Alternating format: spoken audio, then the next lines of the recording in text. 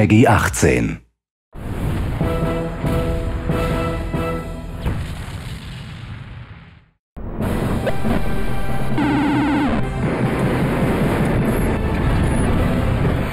People are turning into monsters!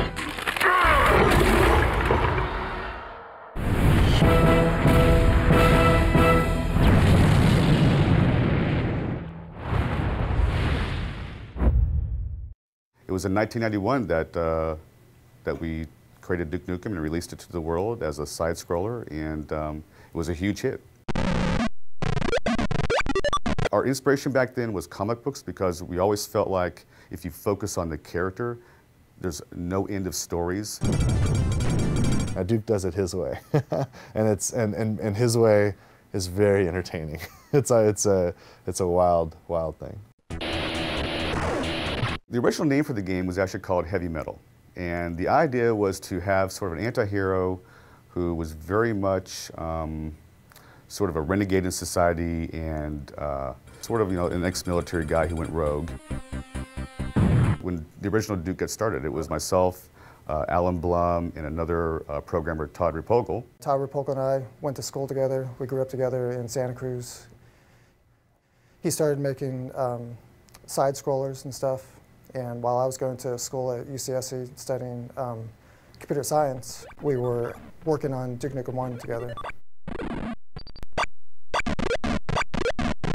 There's a guy I'd like to, anytime I have an opportunity, I like to call him out. His name's Alan Blum.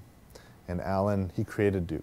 He and Todd Repogel, back in 1991, 92, created the original 2D side-scrollers of Duke Nukem. And, great fun games.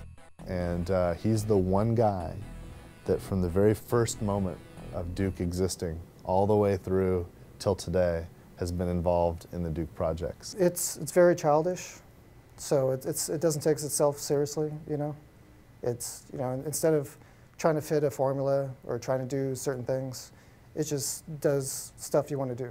Duke Nukem has always been about the character, and we were focused on that in the beginning. It was difficult to bring it out with the side-scrolling, simple technology in which we couldn't have voice work and so on. Actually, the voice started with Duke Nukem 2. At the opening cinematic, he says, "I'm back." Todd Repogel, the original Duke Nukem programmer, came to me and just asked about doing a voice because he wanted Duke Nukem to sound like, at least then anyway, sounded like a cross between McBain and Arnold Schwarzenegger. Those were my instructions, and I just said 2 words. I said, "I'm back."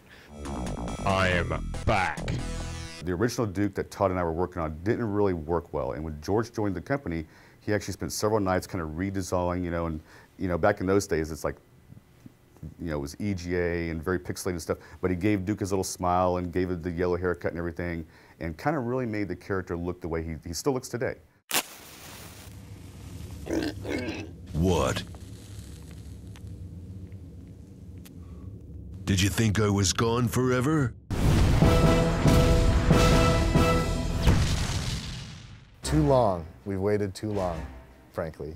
And I don't know if there's anything that could live up to the idea of 15 years of development, but this is absolutely a worthy successor and a worthy sequel to the game. I think that this is what fans have wanted to come out, and it's finally come out. I can't be more excited.